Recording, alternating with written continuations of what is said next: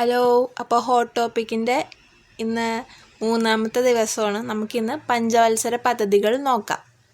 ഇന്ത്യയിലെ സാമ്പത്തിക ആസൂത്രണം എന്നത് കേന്ദ്ര സർക്കാർ വിവിധ പങ്കാളികളുമായി കൂടിയാലോചിച്ച് സാമ്പത്തിക വളർച്ച, സ്ഥിരത, സാമൂഹിക ക്ഷേമം എന്നിവ കൈവരിക്കുന്നതിനായി നയങ്ങൾ രൂപപ്പെടുത്തുകയും നടപ്പിലാക്കുകയും ചെയ്യുന്ന പ്രക്രിയയാണ് നമ്മൾ പഞ്ചവത്സര പദ്ധതി എന്ന് പറയുക.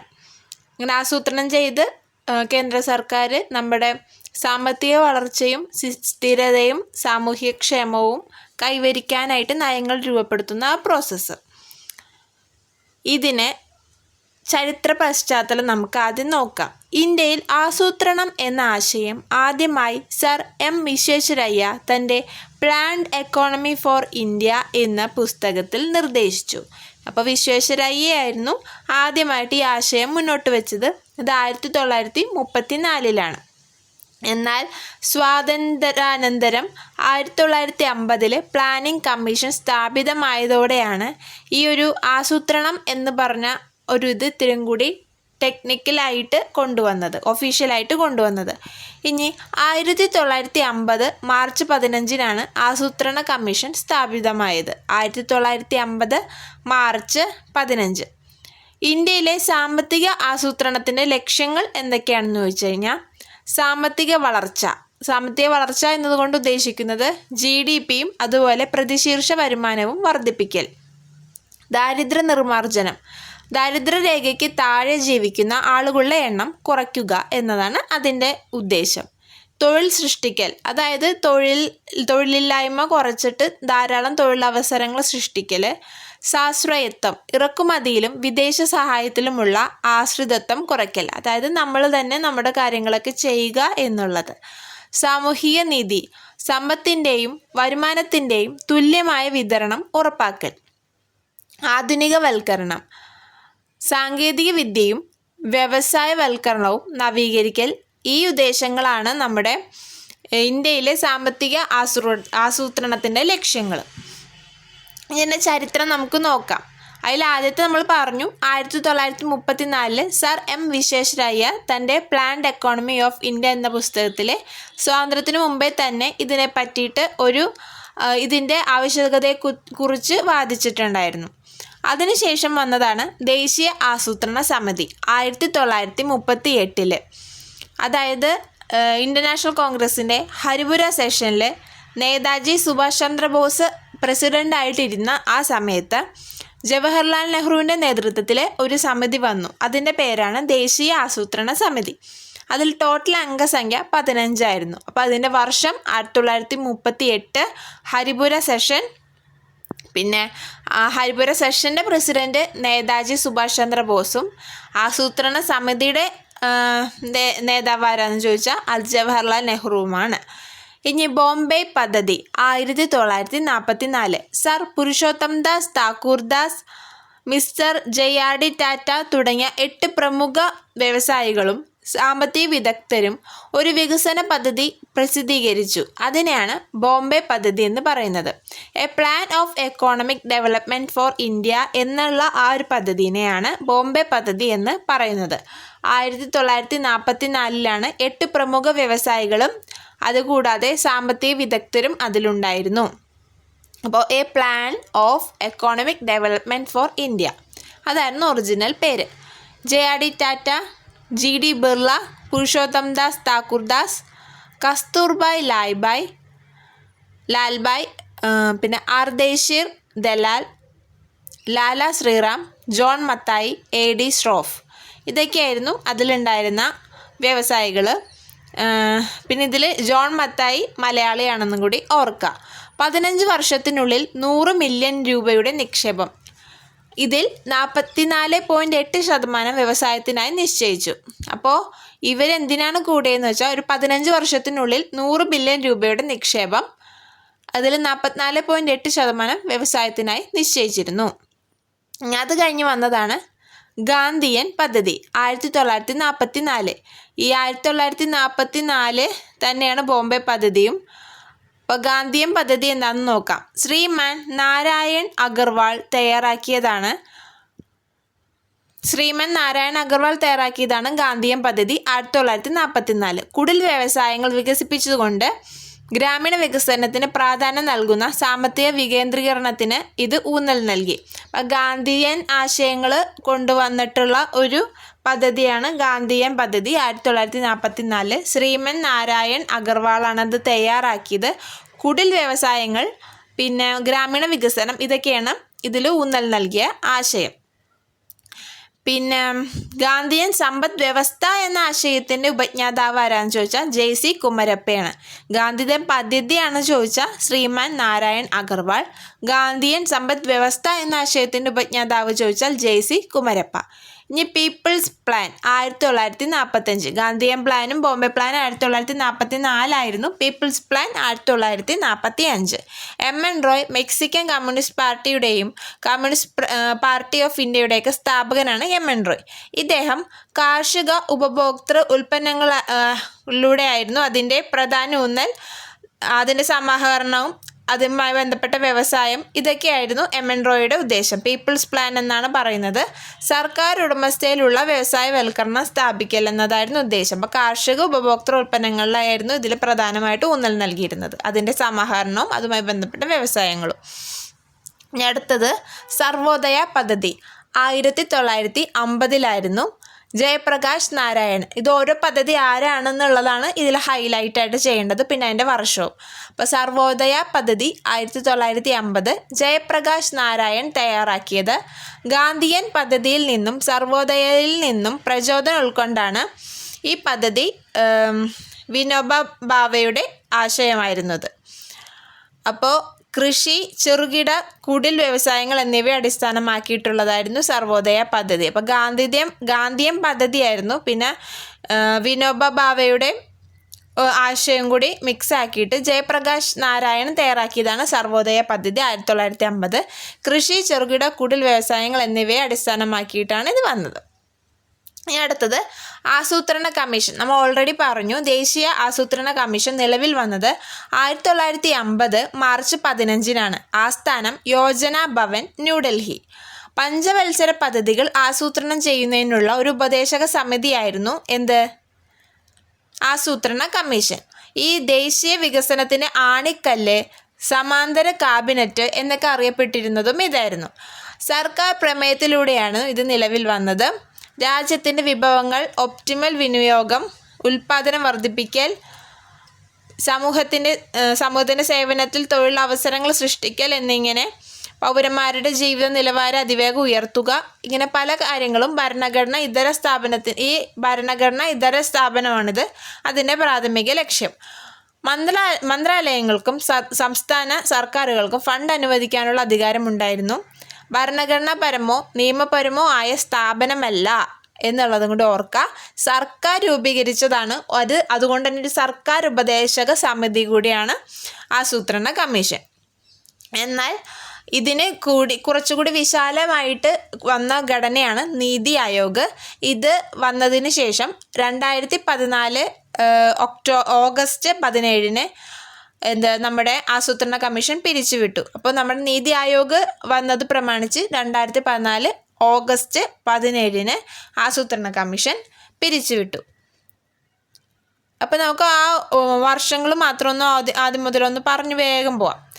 അപ്പോൾ ആദ്യത്തേത് ദേശീയ ആസൂത്രണ സമിതി 1938, ബോംബെ പദ്ധതി 1944, ഗാന്ധിയൻ പദ്ധതി 1944 ശ്രീമാൻ നാരായൺ അഗർവാൾ തയ്യാറാക്കിയത്. People's plan MN Roy 1945, Sarvodaya പദ്ധതി 1950 ജയപ്രകാശ് നാരായൺ. പിന്നെ ആസൂത്രണ കമ്മീഷൻ 1950 മാർച്ച് 15. 2014 ഓഗസ്റ്റ് 17 നമ്മുടെ പിരിച്ചുവിട്ടു, ആസൂത്രണ കമ്മീഷൻ പിരിച്ചുവിട്ടു എന്നുള്ളത് കൂടി ഓർക്കുക. ഇനി കമ്മീഷൻ്റെ ഘടന നമുക്ക് വായിക്കാം. ചെയർമാൻ പ്രധാനമന്ത്രിയാണ്. ആദ്യത്തെ ചെയർമാൻ ജവഹർലാൽ നെഹ്റു ആണ്. അപ്പോൾ സ്വാഭാവികമായിട്ട് ആദ്യത്തെ പ്രധാനമന്ത്രിയാണ് ആദ്യത്തെ ചെയർമാൻ.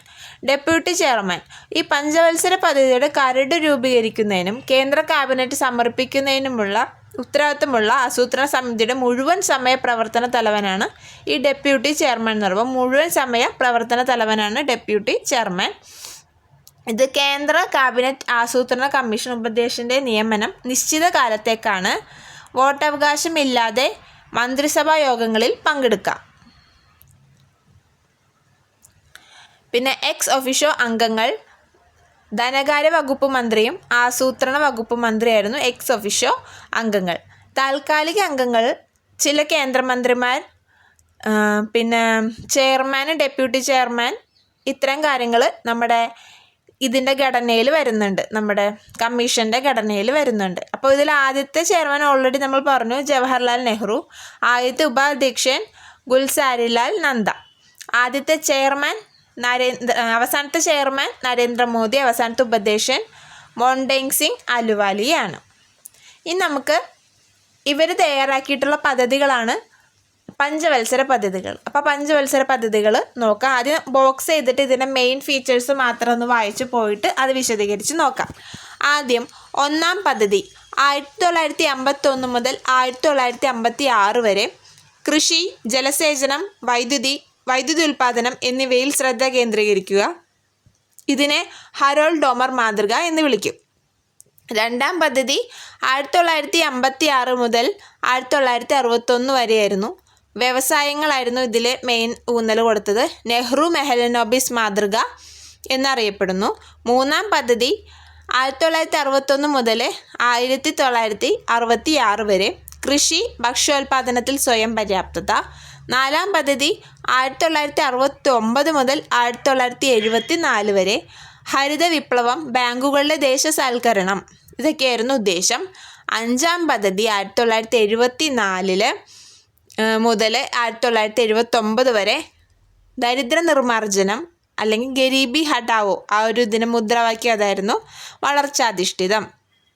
പിന്നെ ആറാം പദ്ധതി 1980 മുതൽ 1985 വരെ ഉദാരവൽക്കരണം, തൊഴിലവസരങ്ങൾ സൃഷ്ടിക്കൽ. ഏഴാം പദ്ധതി 1985 മുതൽ 1990 വരെ സാമൂഹിക നീതി, വ്യവസായങ്ങളുടെ ആധുനികവൽക്കരണം, ഇതൊക്കെയായിരുന്നു ഏഴാം പദ്ധതിയുടെ ഉദ്ദേശം. എട്ടാം പദ്ധതി 1992 മുതൽ 1997 വരെ സാമ്പത്തിക ഉദാരവൽക്കരണം, LPG പരിഷ്കാരങ്ങൾ, ഇവയൊക്കെയായിരുന്നു എട്ടാം പദ്ധതി. ഒമ്പതാം പദ്ധതി 1997 മുതൽ 2002 വരെ സുസ്ഥിര വികസനം, ഗ്രാമീണ സമ്പദ് വ്യവസ്ഥ, ഇതൊക്കെയായിരുന്നു ഉദ്ദേശം. പത്താം പദ്ധതി 2002 മുതൽ 2007 വരെ തൊഴിൽ സൃഷ്ടിക്കൽ, ദാരിദ്ര്യം കുറയ്ക്കൽ, ഇവയായിരുന്നു ഉദ്ദേശം. 11ാം പദ്ധതി 2007 മുതൽ 2012 വരെ വേഗതയേറിയതും കൂടുതൽ ഉൾക്കൊള്ളുന്നതുമായിട്ടുള്ള വളർച്ച. 12ാം പദ്ധതി 2012 മുതൽ 2017 വരെ സുസ്ഥിരവും ഉൾക്കൊള്ളുന്നതുമായ വികസനം. ഇനി ഇത് വിശദീകരിച്ച് നമുക്ക് വായിക്കാം. ഞാൻ വെറുതെ ഒന്ന് ഓടിച്ച് പറഞ്ഞതാണ്. ഈ 2015 ആസൂത്രണ കമ്മീഷനെ നീതി ആയോഗ് എന്ന് മാറ്റിസ്ഥാപിച്ചു. അത് ഇപ്പോൾ ദീർഘകാല തന്ത്രങ്ങളും നയങ്ങളും രൂപപ്പെടുത്തുന്നു. ഈ സാമ്പത്തിക വളർച്ചയുടെ ലക്ഷ്യങ്ങൾ എന്തൊക്കെയാണെന്ന് ചോദിച്ചാൽ ഇത് ചോദിക്കാറുണ്ട് PSCയിൽ. വളർച്ച, ആധുനികവൽക്കരണം, സ്വയം ആശ്രയം, തുല്യത. വളർച്ച, ആധുനികവൽക്കരണം, സ്വയം ആശ്രയം, തുല്യത. ഇനി നമുക്ക് പഞ്ചവത്സര പദ്ധതികൾ വിശദമായിട്ട് നോക്കാം. സമ്പദ് വ്യവസ്ഥയെ പുനർനിർമ്മിക്കാനുള്ളൊരു പ്രക്രിയയായി ആസൂത്രണം എന്ന ആശയം 1940കളിലും 1950കളിലും പ്രാമുഖ്യം നേടി. 1944 ബോംബെ പ്ലാൻ, നമ്മൾ നേരത്തെ പറഞ്ഞു, എന്നറിയപ്പെടുന്ന ഇന്ത്യയിൽ ഒരു ആസൂത്രിത സമ്പദ് വ്യവസ്ഥ സ്ഥാപിക്കാനുള്ള ഒരു സംയുക്ത നിർദ്ദേശം തയ്യാറാക്കാൻ വിവിധ വ്യവസായികൾ ഒത്തുചേർന്നു. സ്വാതന്ത്ര്യാനന്തരം വികസനത്തിനായുള്ള ആസൂത്രണം രാഷ്ട്രത്തിന് ഒരു നിർണായക തിരഞ്ഞെടുപ്പായി കണക്കാക്കപ്പെട്ടു. 1928 ജോസഫ് സ്റ്റാലിൻ്റെ കീഴിൽ സോവിയറ്റ് യൂണിയനിൽ ആദ്യത്തെ പഞ്ചവത്സര പദ്ധതി നടപ്പിലാക്കി. സ്വാതന്ത്ര്യാനന്തരം ഇന്ത്യ അതിൻ്റെ സമ്പദ് വ്യവസ്ഥ കെട്ടിപ്പടുക്കുന്നതിനും വികസനം കൈവരിക്കുന്നതിനുമുള്ള പഞ്ചവത്സര പദ്ധതികളുടെ ഒരു പരമ്പര ആരംഭിച്ചു. അപ്പോൾ അതിന് പ്രചോദനമായത് ഈ ജോസഫ് സ്റ്റാലിൻ്റെ സോവിയറ്റ് യൂണിയനിലെ പഞ്ചവത്സര പദ്ധതിയും ആയിട്ടാണ്. ഈ പഞ്ചവത്സര പദ്ധതികളുടെ ആശയം ലളിതമാണ്. 5 വർഷത്തെ കാലയളവിലേക്കുള്ള എല്ലാ വരുമാനവും ചെലവും വിശദീകരിക്കുന്ന ഒരു രേഖ ഇന്ത്യൻ സർക്കാർ തയ്യാറാക്കുന്നു. അപ്പോൾ 1951 മുതൽ 2017 വരെയായിരുന്നു ഇങ്ങനെ ഒരു സമ്പദ് വ്യവസ്ഥ ചട്ടക്കൂട്, അതായത് നമ്മുടെ പഞ്ചവത്സര പദ്ധതി അടിസ്ഥാനപ്പെടുത്തിയിട്ടുള്ള സമ്പദ് വ്യവസ്ഥയുടെ ചട്ടക്കൂട് നിർമ്മിച്ചിട്ടുള്ളത്. ഈ പദ്ധതികൾ രൂപപ്പെടുത്തുന്നതിനും നടപ്പിലാക്കുന്നതിനും നിരീക്ഷിക്കുന്നതിനും ഉത്തരവാദിത്തമുള്ളൊരു സ്ഥാപനമായ ആസൂത്രണ കമ്മീഷനെ 2015 നീതി ആയോഗ് എന്ന ഒരു തിങ്ക് ടാങ്ക് ആക്കി മാറ്റി. അപ്പോൾ 2015 നീതി ആയോഗ് വന്നത്. അപ്പം അതുവരെ ആസൂത്രണ കമ്മീഷനായിരുന്നു ഇങ്ങനൊരു പദ്ധതികൾ രൂപപ്പെടുത്താനും നടപ്പിലാക്കാനും നിരീക്ഷിക്കാനും ഉത്തരവാദിത്തം ഉണ്ടായിരുന്നത്. ഇനി 1-ാം പഞ്ചവത്സര പദ്ധതി വർഷം ഒന്നും കൂടി നമ്മൾ റിപ്പീറ്റ് ചെയ്യുക. പല കാര്യങ്ങളും പിന്നെ റിപ്പീറ്റ് ചെയ്ത് വായിച്ചു പോകുന്നുണ്ട്. അപ്പം അങ്ങനെ തലയിലേക്ക് കയറിക്കോളും. അപ്പോൾ 1951 മുതൽ 56 വരെയാണ് 1-ാം പഞ്ചവത്സര പദ്ധതി. 1-ാം പഞ്ചവത്സര പദ്ധതി ഇന്ത്യയുടെ സാമ്പത്തിക വികസനത്തിൽ ശ്രദ്ധ കേന്ദ്രീകരിച്ചു. സാമ്പത്തിക വികസനത്തിന് വേണ്ടിയിട്ട് തന്നെയാണ് 1-ാം പഞ്ചവത്സര പദ്ധതി ഉണ്ടായത്. അപ്പോൾ ഇന്ത്യയുടെ ആദ്യത്തെ പ്രധാനമന്ത്രിയായിട്ടുള്ള ജവഹർലാൽ നെഹ്റു ഇത് പാർലമെൻറ്റിൽ അവതരിപ്പിച്ചു. ഇന്ത്യയുടെ ആദ്യ 2 ദശകങ്ങളിൽ മന്ദഗതിയിലുള്ള വികസനത്തിനായി യുവ സാമ്പത്തിക ശാസ്ത്രജ്ഞൻ KN രാജു വാദിച്ചു. അപ്പോൾ നമ്മൾ പുതിയൊരു പദ്ധതി കൊണ്ടുവരുമ്പോൾ അപ്പം തന്നെ അത് എന്താ പറയുക, ഭയങ്കര സ്പീഡിലേക്ക് ഒരു കാര്യം നമ്മൾ ഇംപ്ലിമെൻ്റ് ചെയ്ത് കഴിഞ്ഞാൽ നമ്മൾ പുതിയതൊരു സംഭവം ഇപ്പോൾ വണ്ടി ഓടിക്കാൻ പഠിക്കുകയാണെങ്കിൽ തന്നെ പെട്ടെന്ന് തന്നെ സ്പീഡിൽ നമ്മൾ ചെയ്ത് നമുക്ക് തന്നെ കൺട്രോൾ കിട്ടില്ല. അപ്പം അതേപോലെ തന്നെ ആദ്യം ഇത് ഇംപ്ലിമെൻറ്റ് ചെയ്തപ്പോൾ സ്പീഡിലാക്കാതെ വളരെ മന്ദഗതിയിലുള്ള വികസനത്തിന് വേണ്ടിയിട്ട് നമ്മുടെ യുവ സാമ്പത്തിക ശാസ്ത്രജ്ഞനായിട്ടുള്ള KN രാജു വാദിച്ചു. പിന്നെ അണക്കെട്ടുകളിലും ജലസേചനത്തിനുമുള്ള നിക്ഷേപങ്ങൾ ഉൾപ്പെടെയുള്ള കാർഷിക മേഖലയാണ് പദ്ധതി പ്രധാനമായും അഭിസംബോധന ചെയ്തത്. അപ്പോൾ കാർഷിക മേഖലയിലെ വികസനത്തിനാണ് ഇത് മെയിനായിട്ട് മുന്നിട്ട് നിന്നിരുന്നത്. ബക്രാനങ്കൽ അണക്കെട്ടിനായി ഒരു പ്രധാന വിഹിതം അനുവദിച്ചു. അണക്കെട്ടുകളെ ആധുനിക ഇന്ത്യയുടെ ക്ഷേത്രങ്ങൾ എന്ന് നെഹ്റു വിശേഷിപ്പിച്ചു. അപ്പോൾ ബക്രാനങ്കൽ അണക്കെട്ടിനായിട്ടുള്ള ഒരു വിഹിതം ഈ 1-ാം പഞ്ചവത്സര പദ്ധതിയിലേക്ക് കൊടുത്തു. അതിൽ ആധുനിക ഇന്ത്യയുടെ ക്ഷേത്രങ്ങൾ എന്നാണ് നെഹ്റു അണക്കെട്ടുകളെ വിശേഷിപ്പിച്ചിരുന്നത്. പിന്നെ പ്രധാന നേട്ടങ്ങൾ 5 ഇന്ത്യൻ ഇൻസ്റ്റിറ്റ്യൂട്ട് ഓഫ് ടെക്നോളജി അഥവാ IIT-കളുടെ സ്ഥാപനം. 5 IIT-കൾ സ്ഥാപിച്ചു. ഏതൊക്കെയാ? ഖരഗ്പൂർ, ബോംബെ, മദ്രാസ്, കാൺപൂർ, ഡൽഹി. ഖരഗ്പൂർ, ബോംബെ, കാൺപൂർ, മദ്രാസ്, ഡൽഹി. ഇങ്ങനെ 5 IIT-കൾ സ്ഥാപിച്ചു. 1955 എയിംസും സ്റ്റേറ്റ് ബാങ്ക് ഓഫ് ഇന്ത്യയും സ്ഥാപിച്ചു. അപ്പോൾ ഇതിൻ്റെ വർഷം എപ്പോഴായിരുന്നു? 1951 മുതൽ 56 വരെ. അപ്പോൾ ഈ ഒരു കാലഘട്ടത്തിൽ ഉണ്ടാക്കിയിട്ടുള്ള എല്ലാവരും ഈ പഞ്ചവത്സര പദ്ധതിയിൽ പെട്ടതാണ്. അപ്പോൾ 1955 എയിംസും സ്റ്റേറ്റ് ബാങ്ക് ഓഫ് ഇന്ത്യയും തോട്ടപ്പള്ളി സ്പിൽവേയും. AIIMS, state bank of India, Thottappally spillway ഒക്കെ 1955. അത് 1951 56 ഇടയിലുണ്ടായിരുന്ന 1-ാം പഞ്ചവത്സര പദ്ധതിയിലാണ്. ഇനി വർദ്ധിച്ച സമ്പാദ്യം ഊന്നിപ്പറയുന്ന ഹരോൾഡ് ഡോമർ മാതൃകയെ അടിസ്ഥാനമാക്കിയിട്ടുള്ളതാണ് ഈ പദ്ധതി. അപ്പോൾ വർദ്ധിച്ച സമ്പാദ്യം ഊന്നിപ്പറയുന്ന ഒരു പദ്ധതിയാണ് ഹരോൾഡ് ഡോമർ മാതൃക. അപ്പോൾ ഈ മാതൃക എന്നാണ് 1-ാം പഞ്ചവത്സര പദ്ധതി അറിയപ്പെടുന്നത്. ഹരോൾഡ് ഡോമർ പദ്ധതി അല്ലെങ്കിൽ ഹരോൾഡ് ഡോമർ മാതൃക. ഇനി മറ്റ് നാഴികക്കല്ലുകൾ ഏതൊക്കെയാണെന്ന് വെച്ചാൽ 1955 നമ്മൾ AIIMS, state bank of India, Thottappally spillway പഠിച്ചു. ഖരഗ്പൂർ, ബോംബെ, കാൺപൂർ, മദ്രാസ്, ഡൽഹി IIT പഠിച്ചു. ഇനി അടുത്തത് 1953 ഡിസംബർ 28 UGC സ്ഥാപിച്ചു. 1953 ഡിസംബർ 28 UGC സ്ഥാപിച്ചു. അപ്പോൾ 1954 ആകണേന് തൊട്ട് മുമ്പ് സ്ഥാപിച്ചു എന്ന് ഓർത്താൽ കിട്ടും. അപ്പോൾ 1953 ഡിസംബർ 28. ഇനി 1956 പദ്ധതി അവസാനിക്കാനുണ്ടായിരുന്നത്. അപ്പോഴേക്കും 5 IIT-കൾ കൂടി സ്ഥാപിതമായി. 1952 ഓഗസ്റ്റ് 6 NDC അഥവാ നാഷണൽ ഡെവലപ്മെൻറ്റ് കൗൺസിൽ രൂപീകരിച്ചു. പിന്നെ ഇതേ വർഷം തന്നെ 1952 ഒക്ടോബർ 2 കമ്മ്യൂണിറ്റി ഡെവലപ്മെൻറ്റ് പ്രോഗ്രാം ആരംഭിച്ചു. 1953 നമ്മുടെ NES അഥവാ നാഷണൽ എക്സ്റ്റൻഷൻ സർവീസും ആരംഭിച്ചു. അപ്പോൾ ഇതിൽ മെയിനായിട്ടുള്ള ആൾക്കാരെ മാത്രമേ പറഞ്ഞിട്ടുള്ളൂ, ഇതല്ലാതെ കുറേ സ്ഥാപനങ്ങൾ വന്നിട്ടുണ്ട്. അപ്പോൾ നമുക്ക് ഒന്നുകൂടി ആ സ്ഥാപനങ്ങൾ മാത്രം ഒന്നുകൂടി നോക്കാം. 5 IIT ആദ്യം വന്നു തുടക്കത്തിൽ. അത് ഖരഗ്പൂർ, ബോംബെ, കാൺപൂർ, മദ്രാസ്, ഡൽഹി. ഇതേപോലെ തന്നെ 1956 ആയപ്പോഴേക്കും, അതായത് പദ്ധതി അവസാനിക്കാറായപ്പോഴേക്കും പിന്നെ ഒരു 5 IIT കൂടെ വന്നു എന്ന് ഓർക്കാം. ടോട്ടൽ 10 IITകൾ. പിന്നെ 1955 AIIMS, state bank of India, Thottappally, spillway.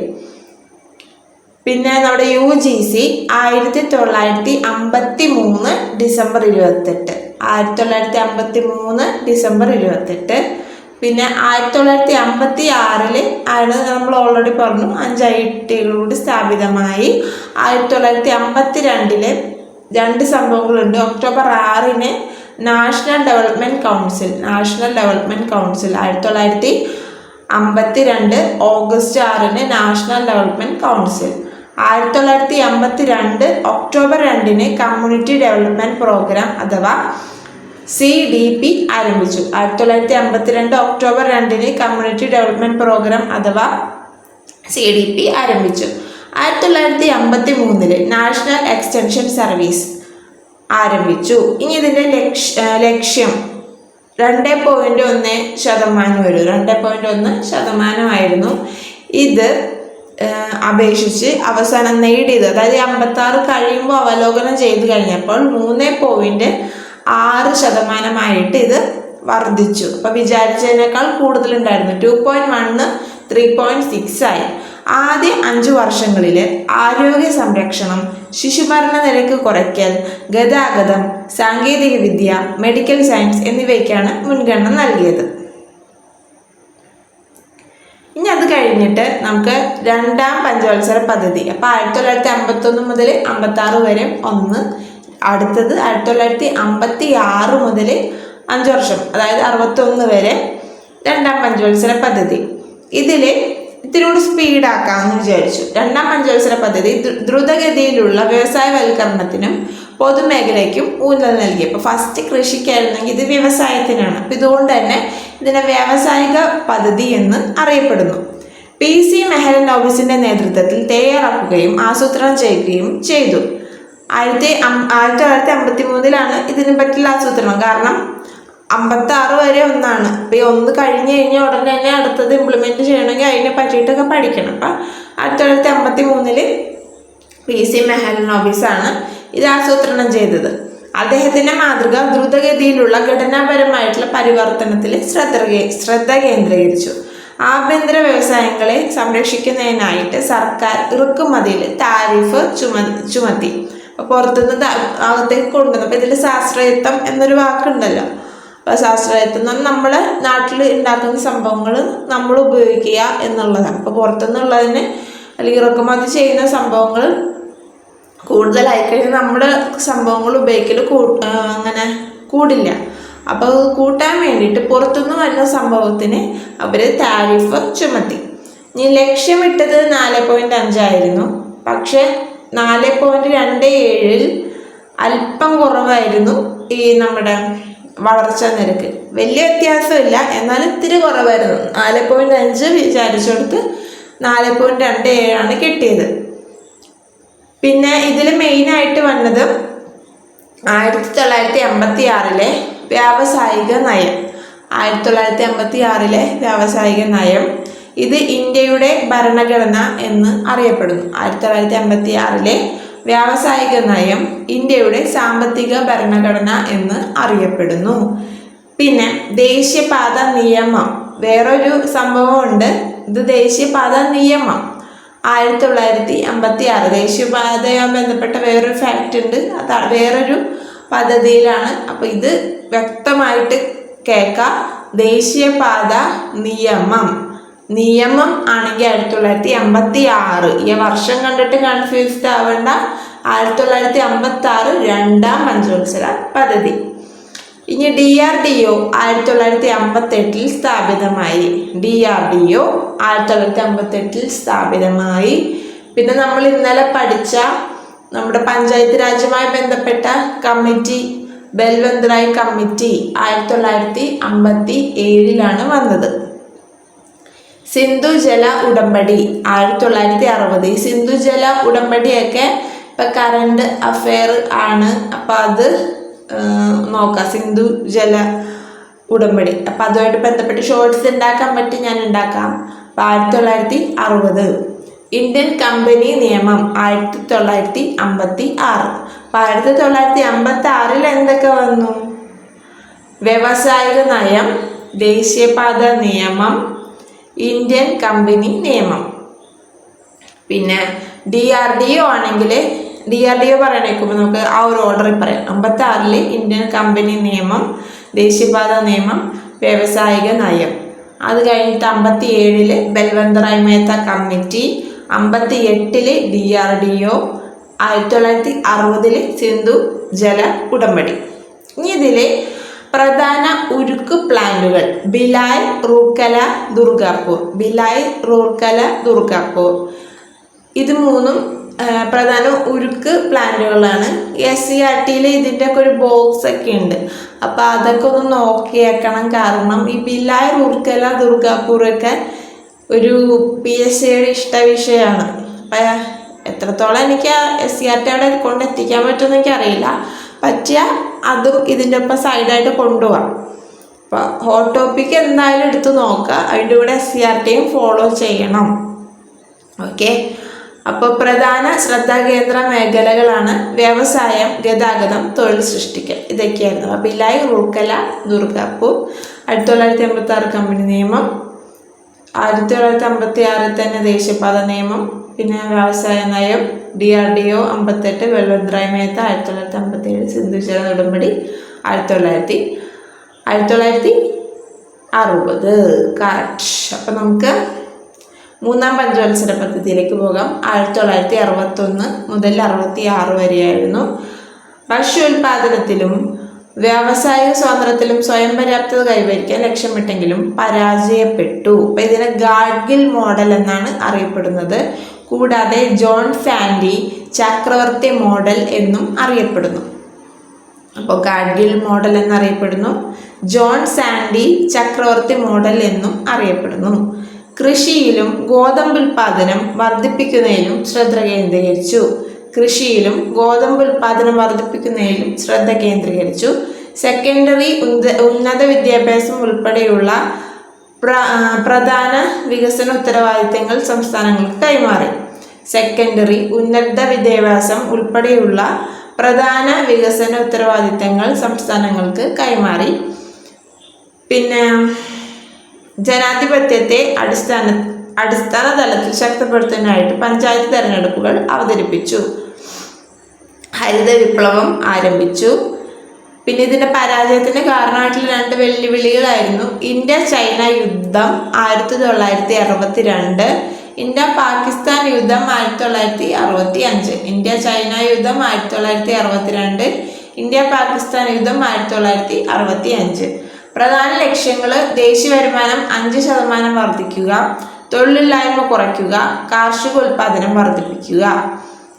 അപ്പോൾ വർഷം ഏതായിരുന്നു? 61, 66. അപ്പം അതിൽ മെയിൻ ആൾക്കാരായിരിക്കുകയാണ്. ഇന്ത്യ ചൈന യുദ്ധം 62, 65 ഇന്ത്യ പാക് യുദ്ധം. പിന്നെ NCERT 1961. അപ്പോൾ നമ്മൾ പഠിച്ചത് നേരത്തെ രണ്ടാം പഞ്ചവത്സര പദ്ധതിയിൽ എന്താ പഠിച്ചേ?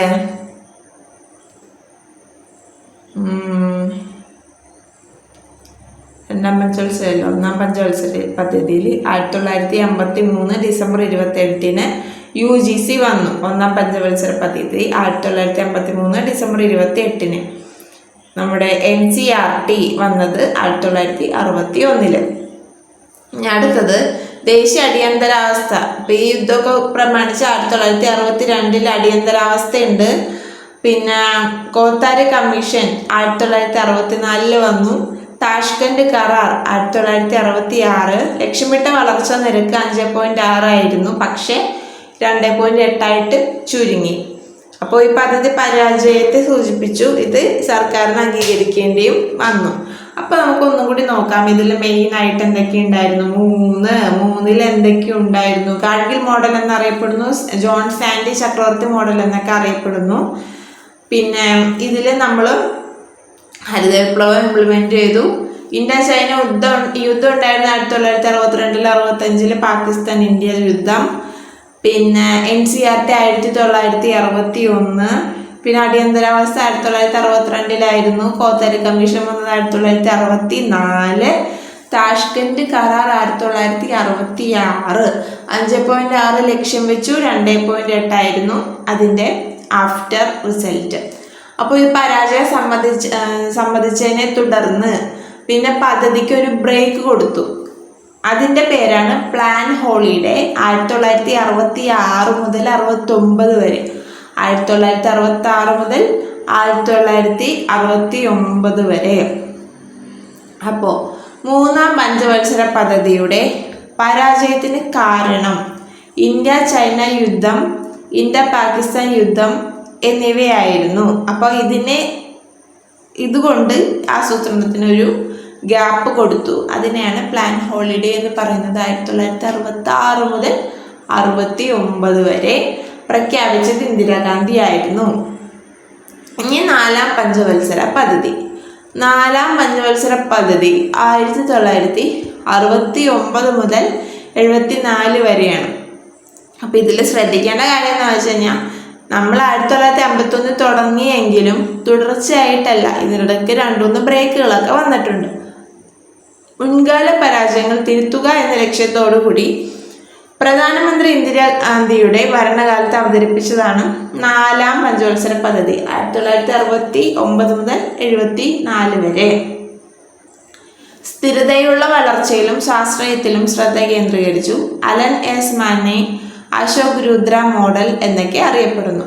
അലൻ എസ് മാനെ അശോക് മുദ്ര മോഡൽ എന്ന് അറിയപ്പെടുന്നു. കുടുംബാസൂത്രണത്തിന് പ്രാധാന്യം നൽകി. എന്തുകൊണ്ടായിരിക്കും? ജനസംഖ്യാ വർധനവ് ഒക്കെ ഉള്ളതുകൊണ്ടായിരിക്കും കുടുംബാസൂത്രണത്തിന് പ്രാധാന്യം നൽകി. 1969 ജൂലൈ 14 പ്രധാന ഇന്ത്യൻ ബാങ്കുകളെ ദേശസാൽക്കരിച്ചു. 1969 ജൂലൈയിലെ 14 പ്രധാന ഇന്ത്യൻ ബാങ്കുകളെ ദേശസാൽക്കരിച്ചു. പിന്നെ ഇതേ വർഷം തന്നെ ഓഗസ്റ്റ് 15-നാണ് ISRO വന്നത്. ISRO അല്ലെങ്കിൽ ഇസ്രോ വന്നത് 1969 ഓഗസ്റ്റ് 15-നും. അതിന് മുമ്പേ ബാങ്കുകൾ ദേശസാൽക്കരിച്ചു. അപ്പോൾ 1969 ജൂലൈ 14-ന് 14 പ്രധാന ഇന്ത്യൻ ബാങ്കുകളെ ദേശസാൽക്കരിച്ചു. ഹരിത വിപ്ലവം കാർഷിക ഉൽപാദനക്ഷമത വർദ്ധിപ്പിച്ചു. ഹരിത വിപ്ലവം കാർഷിക ഉൽപാദനക്ഷമത വർദ്ധിപ്പിച്ചു. പിന്നെ DPAP വരൾച്ച സാധ്യതയുള്ള ഏരിയ പ്രോഗ്രാം,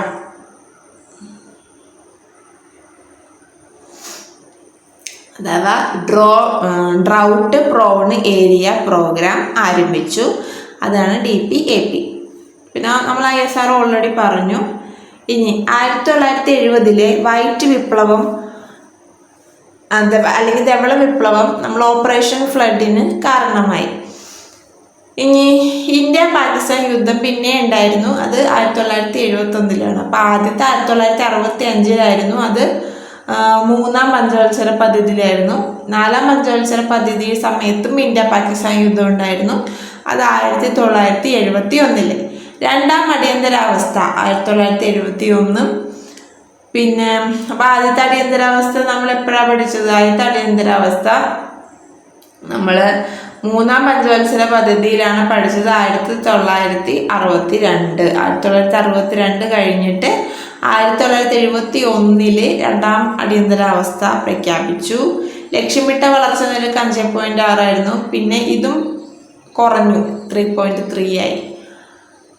ഇനി അടുത്തത് അഞ്ചാം പഞ്ചവത്സര പദ്ധതി 1974 മുതൽ 78 വരെ. 1974 മുതൽ 78 വരെ ദാരിദ്ര്യ നിർമ്മാർജ്ജനത്തിലും തൊഴിൽ സൃഷ്ടിക്കലിലും ശ്രദ്ധ കേന്ദ്രീകരിച്ചു. ഗരീബി ഹഠാവോ, DP-ദാർ മോഡൽ എന്നും അറിയപ്പെടുന്നു. DP-ദാർ മോഡൽ. വൈദ്യുത നിയമ ഭേദഗതി 1975. വൈദ്യുതി നിയമ ഭേദഗതി 1975 വൈദ്യുതി ഉൽപാദനത്തിലും വിതരണത്തിലും കേന്ദ്ര സർക്കാരിനെ ശാക്തീകരിച്ചു. 1975 വന്നതാണ് വൈദ്യുതി നിയമ ഭേദഗതി. ഇപ്പം നേരത്തെ നമ്മൾ പഠിച്ചു ദേശീയപാത നിയമം. അത് നമ്മൾ ഏതിലാണ് പഠിച്ചത്? അപ്പം ഞാൻ എടുത്തു പറഞ്ഞിട്ടുണ്ടായിരുന്നു ദേശീയപാത നിയമം. നമ്മുടെ കണ്ടോ 1956 രണ്ടാം പഞ്ചവത്സര പദ്ധതിയിൽ 1956 ദേശീയപാത നിയമം. ഇപ്പം ഇത് എത്രാമത്തെയാണ്? 5ാം പഞ്ചവത്സര പദ്ധതിയിൽ നമ്മൾ എന്താ പറയുക, ഇന്ത്യൻ നാഷണൽ ഹൈവേ സിസ്റ്റം. ആ സിസ്റ്റം വന്നത് 1956. ഇനി അടിസ്ഥാന ആവശ്യങ്ങൾ നിറവേറ്റുന്നതിനായിട്ട് മിനിമം നീഡഡ് പ്രോഗ്രാം MNP അവതരിപ്പിച്ചു. ഇന്ദിരാഗാന്ധിയുടെ 20 പോയിന്റ് പ്രോഗ്രാം ആരംഭിച്ചു. 20 പോയിന്റ് പ്രോഗ്രാം. ഇതൊക്കെ 5ാം പഞ്ചവത്സര പദ്ധതിയാണെന്നും കൂടി ഓർക്കുക. ഇന്ത്യൻ നാഷണൽ ഹൈവേ സിസ്റ്റം 1986 നിലവിൽ വന്നു. പിന്നെ MNP Minimum Needs Programme 20 point programme. പിന്നെ 1975 അടിയന്തരാവസ്ഥ കാലത്ത് ഇന്ത്യയിലെ ആദ്യത്തെ ഗ്രാമീണ ബാങ്ക് സ്ഥാപിതമായി. കൂടാതെ 75 ഏപ്രിൽ 19 ആര്യഭട്ട ഉപഗ്രഹം വിക്ഷേപിച്ചു. 1975 ഏപ്രിൽ 19 ആര്യഭട്ട ഉപഗ്രഹം വിക്ഷേപിച്ചത്. 1975 ഏപ്രിൽ 19. ICDS അഥവാ integrated child development service 1975 October 2 നമ്മുടെ ICDS വന്നു. അപ്പോൾ 75 അടിയന്തരാവസ്ഥ കാലത്താണ് ഗ്രാമീണ ബാങ്ക് സ്ഥാപിതമായത്. അതേ വർഷം തന്നെ ഏപ്രിൽ 19 ആര്യഭട്ട, ഒക്ടോബർ 2 ICDS വന്നു. ഇനി DP-ദാർ മിനിമം നീഡഡ് പ്രോഗ്രാം ആരംഭിച്ചു. അത് നമ്മൾ മിനിമം നീഡഡ് ഓൾറെഡി പറഞ്ഞു. പിന്നെ ഇത് DP-ദാർ മോഡലാണെന്നും പറഞ്ഞു. ഇനി ലക്ഷ്യമിട്ട വളർച്ച 4.4 പക്ഷേ ഇത് ഹൈ ആയി 4.8 വളർച്ച നേടി. അപ്പോൾ 5ാം പഞ്ചവത്സര പദ്ധതി ഒരു സക്സസ് ആയിരുന്നു. പക്ഷേ ഇതിൻ്റെ ഇടയ്ക്ക് ഒരു തെരഞ്ഞെടുപ്പ് വന്നു, പുതിയ സർക്കാർ വന്നു. അതാണ് മൊറാർജി ദേശായി സർക്കാർ. അത് വേറൊരു പാർട്ടി സർക്കാർ കൂടി ആയതുകൊണ്ട് അവർ 1978 ഈ പദ്ധതി റദ്ദാക്കി. അപ്പോൾ 5ാം പഞ്ചവത്സര പദ്ധതി ശരിക്കും 5 വർഷം ആയിട്ടില്ല അല്ലേ. 1974 മുതൽ 78 വരെയായിരുന്നു ഉണ്ടായിരുന്നത്. അപ്പോൾ ഇവർ ഇതെന്തിനാണ് നിർത്തിയതെന്ന് പറഞ്ഞാൽ ഇവർ വേറൊരു പ്ലാനും കൊണ്ട് വന്നു. 1978 മുതൽ 80 വരെ ആ ഒരു കാലഘട്ടത്തിലൊരു പ്ലാൻ കൊണ്ടുവന്നു. അത് തന്നെയാണ് റോളിംഗ് പ്ലാൻ. അതായത് മറ്റേതിനെ മറിക്കാൻ വേണ്ടിയിട്ട് വന്നൊരു പ്ലാനാണെന്ന് ഓർക്കുക. അപ്പോൾ റോളിംഗ് പ്ലാൻ 78 കേട്ടാ, 78 മൊറാർജി ദേശായി റദ്ദാക്കി. 78 തന്നെ അവരൊരു പദ്ധതിയും കൊണ്ടുവന്നു. ഇതൊരു അസ്ഥിരതയുടെ ഒരു കാലഘട്ടം എന്ന് പറയുന്നു. ഗുനാർ മിർഡാൽ പദ്ധതി എന്ന് അതിൻ്റെ ഗുനാർ മിർഡാൽ ഏഷ്യൻ ഡ്രാമ എന്ന് പറഞ്ഞ ബുക്കിൽ അവതരിപ്പിച്ച ആ ഒരു ഐഡിയ വെച്ചിട്ട് ഉണ്ടാക്കിയിട്ടുള്ള ഒരു പ്ലാനാണ് ഈ റോളിംഗ് പ്ലാൻ എന്ന് പറയുന്നത്. ജനതാ സർക്കാർ ഈ 5ാം പഞ്ചവത്സര പദ്ധതി നിരസിച്ചിട്ട് 6ാം പഞ്ചവത്സര പദ്ധതി അവതരിപ്പിക്കാനുള്ള ഒരു പ്ലാനിലായിരുന്നു. അപ്പോൾ ഇതിൻ്റെ മെയിൻ ഇതെന്താണെന്ന് വെച്ച് കഴിഞ്ഞാൽ 1980 ഇന്ദിരാഗാന്ധി പിന്നെ തിരഞ്ഞെടുക്കപ്പെട്ടു. അപ്പോൾ അവർ ഈ റോളിംഗ് പ്ലാൻ അങ്ങ് റദ്ദാക്കി. അപ്പോൾ ഈ 6ാം പഞ്ചവത്സര പദ്ധതി അവതരിപ്പിച്ച് ഇതിൻ്റെ ഇടക്ക് ഈ റോളിംഗ് പ്ലാനിൻ്റെ ഉള്ളിൽ പിന്നെ ഹിന്ദു വളർച്ചാ നിരക്ക് കൂടുകയും ചെയ്തു. അത് രാജകൃഷ്ണ ആണ് അതിനെപ്പറ്റി പറഞ്ഞത്. 3.5% ഹിന്ദു വളർച്ചാ നിരക്ക് വർദ്ധിക്കുകയും ചെയ്തു. ഇപ്പോൾ റോളിംഗ് പ്ലാൻ 1978 മുതൽ 80 വരെയാണെന്ന് ഓർക്കുക. ഗുനാർ മിർഡാലിൻ്റെ ഏഷ്യൻ ഡ്രാമയിൽ നിന്ന് പ്രചോദനം കൊണ്ടതായിരുന്നു. ഇത് 1980 ഇന്ദിരാഗാന്ധി വീണ്ടും തിരഞ്ഞെടുക്കപ്പെട്ടപ്പോൾ റദ്ദാക്കി. അപ്പോൾ ഈ 80 എന്ത് കൊണ്ടുവന്നിട്ടുണ്ടാവും? നെക്സ്റ്റ് പഞ്ചവത്സര പദ്ധതി റീസ്റ്റാർട്ട് ചെയ്തിട്ടുണ്ടാവും. അപ്പോൾ 6ാം പഞ്ചവത്സര പദ്ധതി 1980 മുതൽ 85 വില നിയന്ത്രണങ്ങൾ എടുത്തു കളഞ്ഞുകൊണ്ട് സാമ്പത്തിക ഉദാരവൽക്കരണത്തിന് തുടക്കം കുറിച്ചു. അപ്പം അത്രയും നാൾ പുറത്തുനിന്ന് വരുന്ന സാധനങ്ങൾക്കൊക്കെ പൈസ താരിഫൊക്കെ വന്നു. ഇപ്പം ഇതിൽ ഇത്തിരി കൂടി ലിബറലായിട്ട് മാറ്റി. നെഹ്റുവിയൻ സോഷ്യലിസത്തിൻ്റെ അവസാനമായിട്ട് കണ്ടു. അപ്പോൾ സോഷ്യലിസം എന്നുള്ളൊരു ആശയത്തിന് അവസാനമായിട്ട് കണ്ട ഒരു പഞ്ചവത്സര പദ്ധതിയാണ് 6ാം പഞ്ചവത്സര പദ്ധതി. അമിത ജനസംഖ്യ നിയന്ത്രിക്കുന്നതിന് പിന്നെയും നമ്മുടെ കുടുംബാസൂത്രണത്തിന് പ്രാധാന്യം നൽകി. ശിവരാമൻ കമ്മിറ്റിയുടെ ശുപാർശ പ്രകാരം 1982 ജൂലൈ 12 നബാർഡ് സ്ഥാപിതമായി. ശിവരാമൻ കമ്മിറ്റിയുടെ ശുപാർശ പ്രകാരം 1982 ജൂലൈ 12 നബാർഡ് സ്ഥാപിതമായി. പിന്നെ ഇതിൻ്റെ പ്രധാന ലക്ഷ്യങ്ങൾ ഉൽപാദനത്തിലും ഉപഭോഗത്തിലും കാര്യക്ഷമത വർദ്ധിക്കുക, ദാരിദ്ര്യവും തൊഴിലില്ലായ്മയും കുറയ്ക്കുക, ജീവിത നിലവാരം മെച്ചപ്പെടുത്തുക. ഉൽപാദനത്തിലും ഉപഭോഗത്തിലും കാര്യക്ഷമത വർദ്ധിപ്പിക്കുക, ദാരിദ്ര്യവും തൊഴിലില്ലായ്മയും കുറയ്ക്കുക, ജീവിത നിലവാരം മെച്ചപ്പെടുത്തുക. അപ്പോൾ ബാങ്ക് ദേശസൽക്കരണം അത് കഴിഞ്ഞ് വന്നതാണ്. അത് 1969 നമ്മൾ പഠിച്ചു. ഇത് 1982 ഏപ്രിൽ 15. പിന്നെ ഇതിൻ്റെ കൂടെ സംയോജിത ഗ്രാമവികസന പദ്ധതി, അതായത് 1980 IRDP സംയോജിത ഗ്രാമവികസന പദ്ധതി IRDP, അതായത് ഇൻ്റഗ്രേറ്റഡ് റൂറൽ ഡെവലപ്മെൻറ്റ് പ്രോഗ്രാം. ഇനി ഇത് കൂടാതെ വേറെ പദ്ധതികളും കൂടി ഉണ്ട്. NREP, DWCRA, RLEP. ഇതെന്താന്ന് ഫുൾ ഫോം നമുക്ക് വായിക്കാം. ഇതൊക്കെ 1983 ആയപ്പോഴേക്കാണ് അതിൻ്റെ കംപ്ലീറ്റ്നെസ് ആയിട്ട് വന്നത്. അപ്പോൾ DWCRA എന്ന് പറഞ്ഞാൽ development of woman and children in rural areas. Rural ആയിട്ടുള്ള ഏരിയകളിലെ വുമണും ചിൽഡ്രനും വേണ്ടിയിട്ടുള്ള ഡെവലപ്മെൻറ്റ് വന്ന പ്രോഗ്രാം. അപ്പോൾ DWCRA. ഇനി NREP, national rural employment programme. National rural employment programme. RLEGP, rural landless employment guarantee programme. ഭൂമിയില്ലാത്ത അൺഎംപ്ലോയ്മെൻ്റ് ആയിട്ടുള്ള ആൾക്കാർക്ക് എംപ്ലോയ്മെൻറ്റ് ഗ്യാരണ്ടി ചെയ്യുന്ന പ്രോഗ്രാമാണ് rural landless employment guarantee programme. പിന്നെ 5.2 കണ്ടത്, അത് 5.7 ആയിട്ട് വളർന്നു. അപ്പോൾ ഇത് ഒരു വിജയിച്ച പദ്ധതിയായിരുന്നു. എന്ത്? 6ാം പഞ്ചവത്സര പദ്ധതി. 6 ആയപ്പോഴേക്കും ലിബറലായി എന്ന് ഓർക്കുക. പിന്നെ 1982 നബാർഡ് വന്നു. ദേശസൽക്കരണം 1982 ഏപ്രിൽ 15 വന്നു. IRDP സംയോജിത ഗ്രാമവികസന പദ്ധതി 1980 വന്നു. NREP, DWCRA, RLEGP 1983. ഇനി 5.2 ലക്ഷ്യം, 5.7 വളർച്ച. ഇനി 7ാം പഞ്ചവത്സര പദ്ധതി 1985 മുതൽ 90 വരെയായിരുന്നു. പ്രധാനമന്ത്രി രാജീവ് ഗാന്ധിയാണ് ഇതിനെ നയിച്ചത്. അപ്പോൾ IT-യുടെ പിതാവ് എന്നറിയപ്പെടുന്നതാണ് രാജീവ് ഗാന്ധി, ഇന്ത്യയുടെ. അപ്പോൾ സാങ്കേതിക വിദ്യയുടെ വ്യാവസായിക ഉൽപാദനക്ഷമത വർദ്ധിപ്പിക്കുന്നതിന് ശ്രദ്ധ കേന്ദ്രീകരിച്ചു. പിന്നെ ഈ സമയത്ത് ആസൂത്രണ കമ്മീഷന്റെ വൈസ് ചെയർമാൻ മൻമോഹൻ സിംഗ് ആയിരുന്നു. സാങ്കേതിക ഉപദേഷ്ടാവ് സാം പത്രോടെ ആയിരുന്നു. സാമ്പത്തിക നീതി ഉറപ്പാക്കുന്നതിനൊപ്പം സാമ്പത്തിക ഉൽപാദനം, ഭക്ഷ്യധാന ഉൽപാദനം, തൊഴിൽ സൃഷ്ടിക്കൽ എന്നിവ കൂടിക്ക് പ്രാധാന്യം കൊടുത്തു.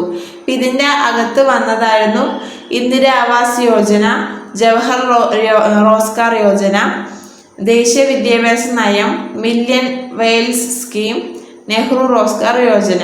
ഈ നെഹ്റു റോസ്ഗാർ യോജനയും ഇതൊക്കെ മെർജായിട്ട് വന്നിട്ടുള്ളതാണ്. നേരത്തെ പഠിച്ച കാര്യങ്ങളൊക്കെ തന്നെ മെർജ് ചെയ്താണ് പിന്നെയുള്ള യോജനകളൊക്കെ ഉണ്ടായിരുന്നതും കൂടി ഓർക്കുക.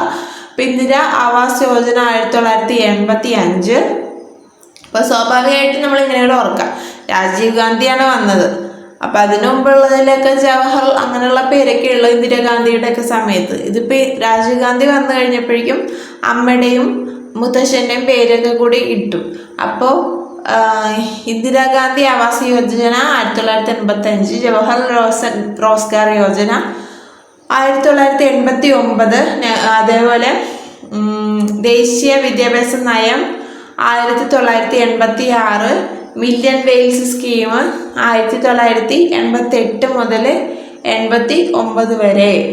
പിന്നെ 5% ലക്ഷ്യമിട്ടത്. 6.01 യഥാർത്ഥ വളർച്ചാ നിരക്ക് കൈവരിക്കുകയും ചെയ്തു.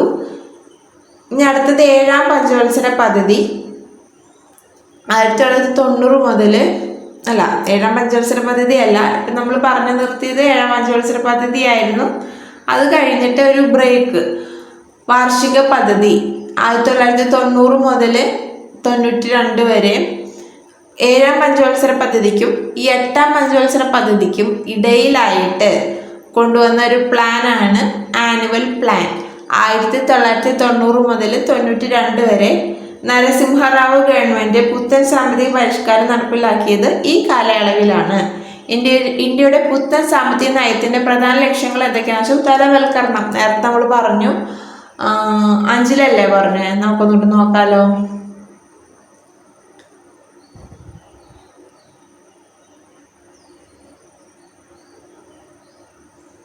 നോക്കാതെ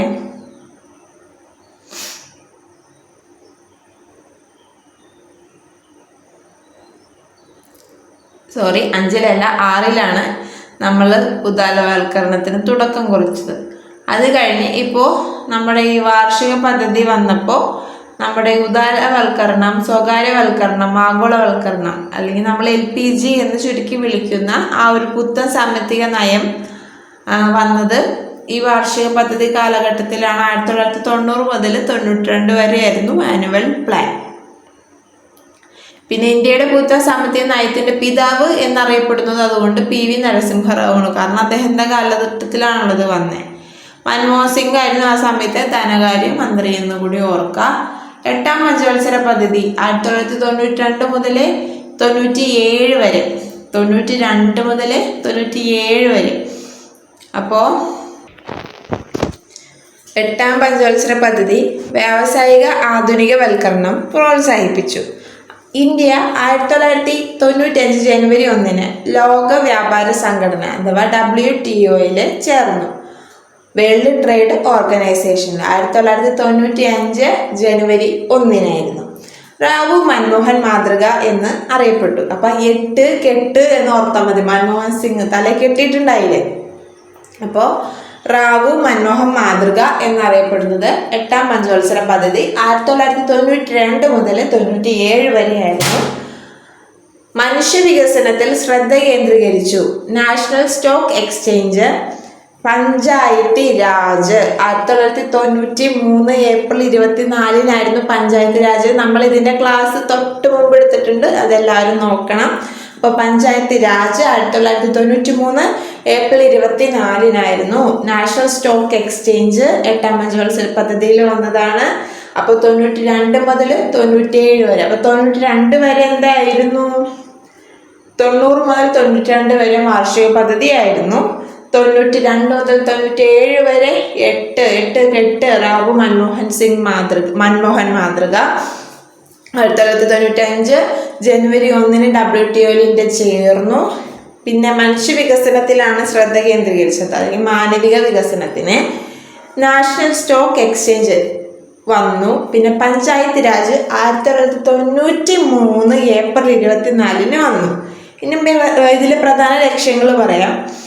ജനസംഖ്യാ വളർച്ച നിയന്ത്രിക്കുക, ദാരിദ്ര്യം കുറയ്ക്കുക, തൊഴിലവസരങ്ങൾ സൃഷ്ടിക്കുക, അടിസ്ഥാന സൗകര്യങ്ങൾ ശക്തിപ്പെടുത്തുക, ടൂറിസം പ്രോത്സാഹിപ്പിക്കുക, മനുഷ്യ വിഭവശേഷി വികസിപ്പിക്കുക,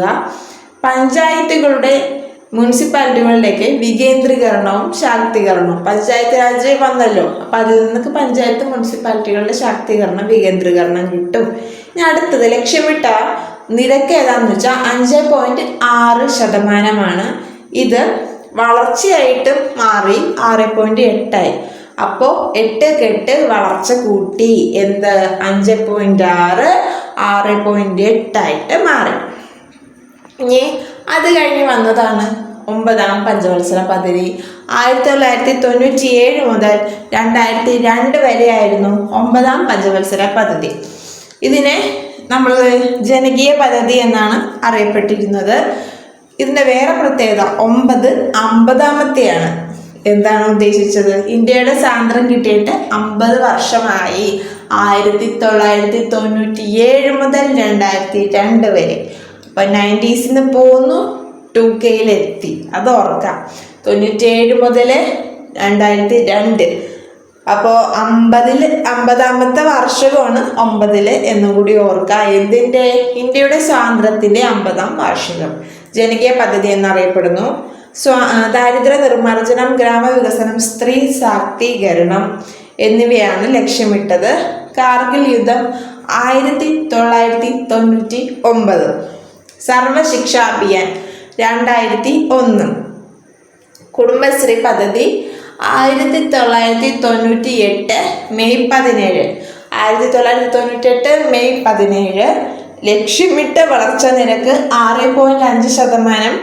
അത് 5.4 മാറി. 6.5 ആയിരുന്നു, അത് 5.4 കുറഞ്ഞു. അപ്പോൾ 9 50ാമത്തെ.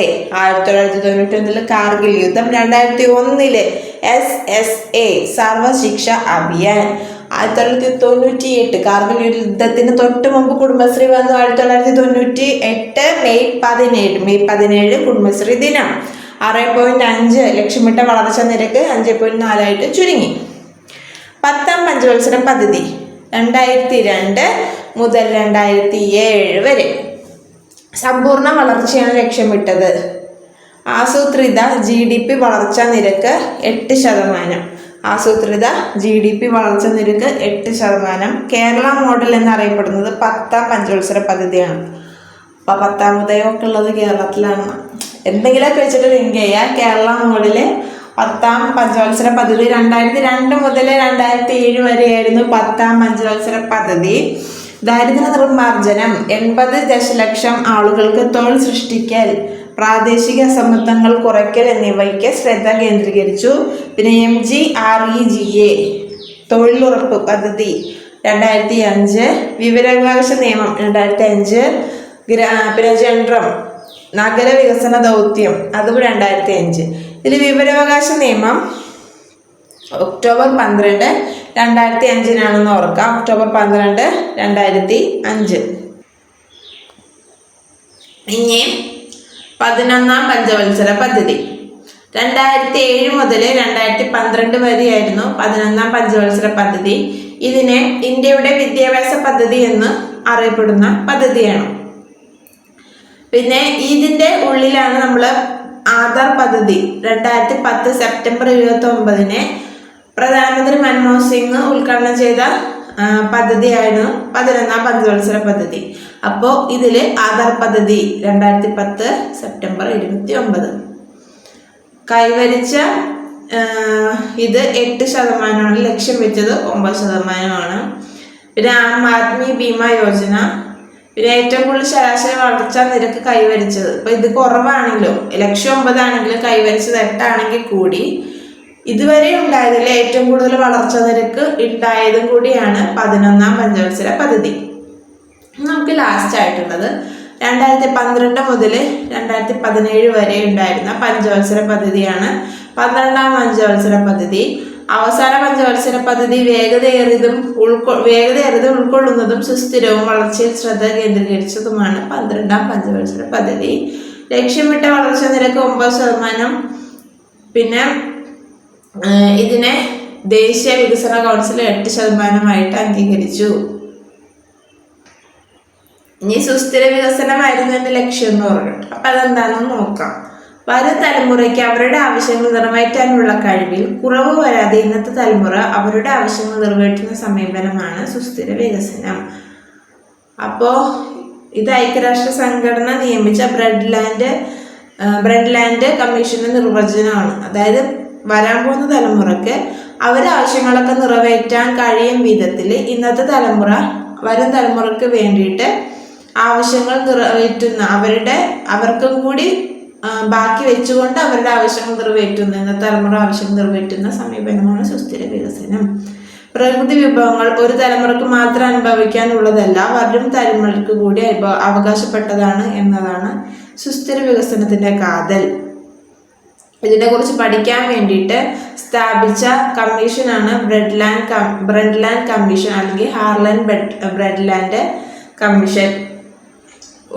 അവർ കോമൺ ഫ്യൂച്ചർ എന്നറിയപ്പെടുന്ന കമ്മീഷനാണ് ബ്രെഡ്ലാൻഡ് കമ്മീഷൻ.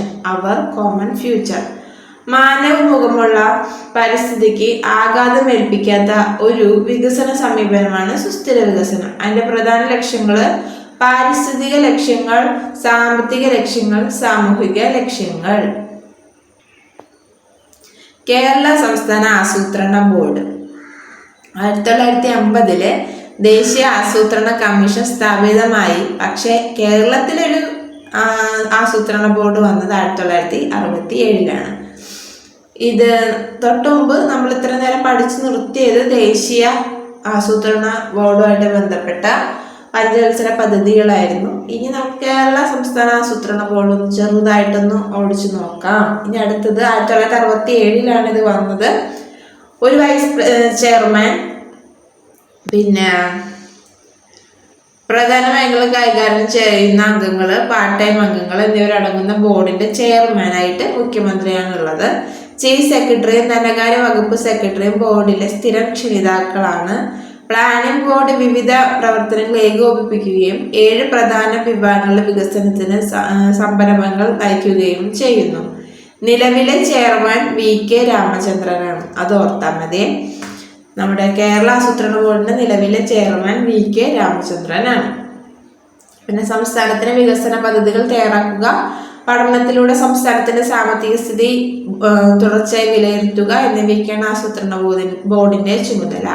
ഇനി അടുത്തത് നീതി ആയോഗ്. ഇന്ത്യയെ പരിവർത്തനം ചെയ്യുന്നതിനുള്ള ദേശീയ സ്ഥാപനമാണ് നീതി ആയോഗ്. നമ്മൾ നേരത്തെ പറഞ്ഞ ആസൂത്രണ കമ്മീഷൻ, അതിൻ്റെ ഒരു അഡ്വാൻസ്ഡ് രൂപമാണ് നീതി ആയോഗ്. 2015 ജനുവരി 1 വന്നത്.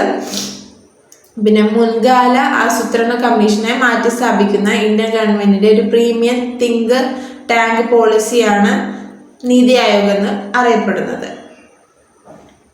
ഈ നീതി ആയോഗിന്റെ ഫുൾ ഫോം എന്താന്ന് പറഞ്ഞാൽ national institution for transforming India. National institution for transforming India ചോദിക്കാറുള്ളതാണ്.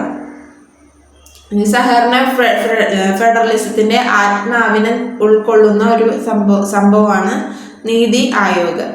ഇതിന്റെ മെയിൻ കോർ എന്താണെന്ന് ചോദിച്ചു കഴിഞ്ഞാൽ താഴെ നിന്ന് മുകളിലേക്കുള്ള സമീപനത്തിലാണ് നീതി ആയോഗ് ശ്രദ്ധ കേന്ദ്രീകരിച്ചത്. താഴെ നിന്ന് മുകളിലേക്ക് പരമാവധി ഭരണം, കുറഞ്ഞ സർക്കാരിലൂടെ പരമാവധി ഭരണം, അതായത് താഴെ തട്ടിൽ നിന്ന് മുകളിലേക്ക്.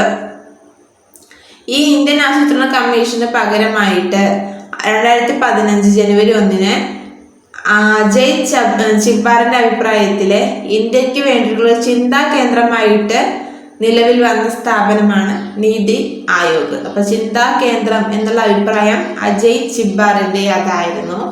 ആസ്ഥാനം ന്യൂഡൽഹി. ദീർഘകാല അടിസ്ഥാനത്തിൽ സർക്കാർ പരിപാടികളും വികസന തന്ത്രങ്ങളും നടപ്പിലാക്കുന്നതിനുള്ള പ്രാഥമിക സ്ഥാപനമാണ് നീതി ആയോഗ്.